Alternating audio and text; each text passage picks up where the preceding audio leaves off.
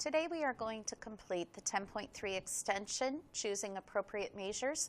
This is on page 456. Our purpose today is to determine the best measure of center and measure of variation to use to describe any given set of data. Okay, now when you are choosing appropriate measures, there are some important things to keep in mind. The mean absolute deviation uses the mean in its calculation. So the best time to use this is when the data is symmetric.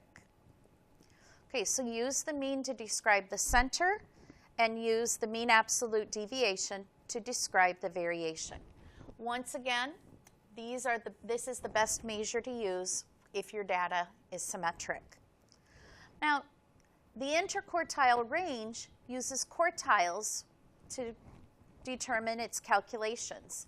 So the best time to use this is when the data is skewed, because the interquartile range eliminates any outliers that might be in the top 25% or the bottom 25%.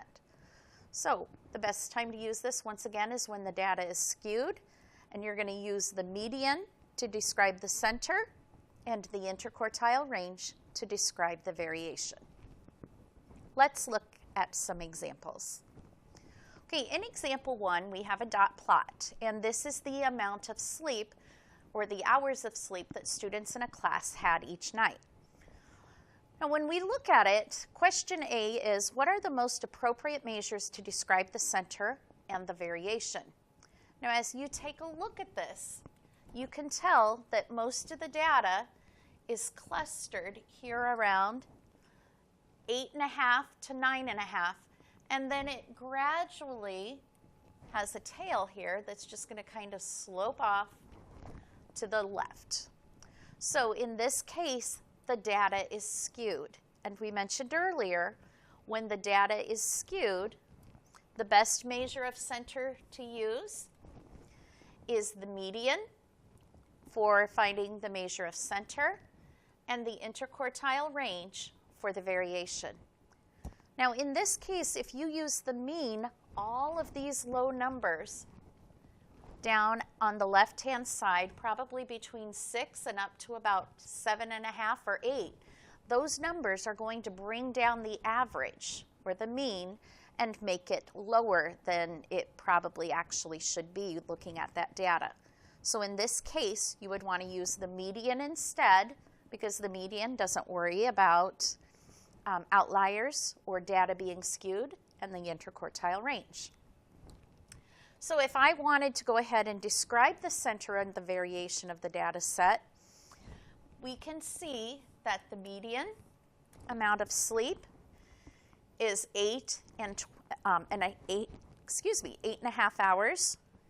The first quartile is 7.5, and the third quartile is 9. So the interquartile range is 1.5 hours. So the data are centered around 8.5 hours.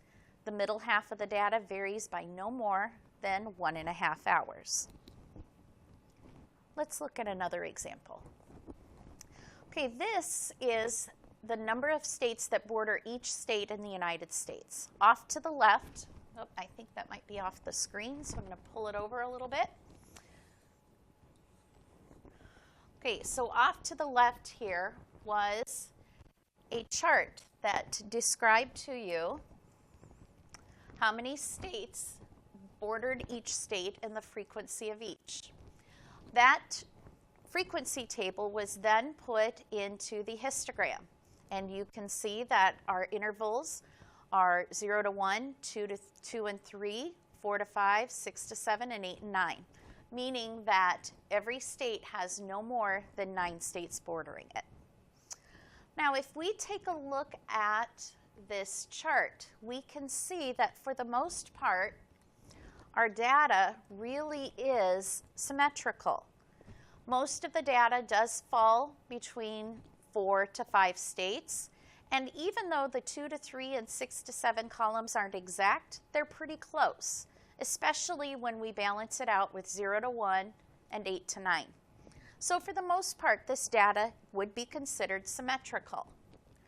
When our data is symmetrical, the best measure of center to use would be mean, and the best measure of variation to use would be mean absolute deviation.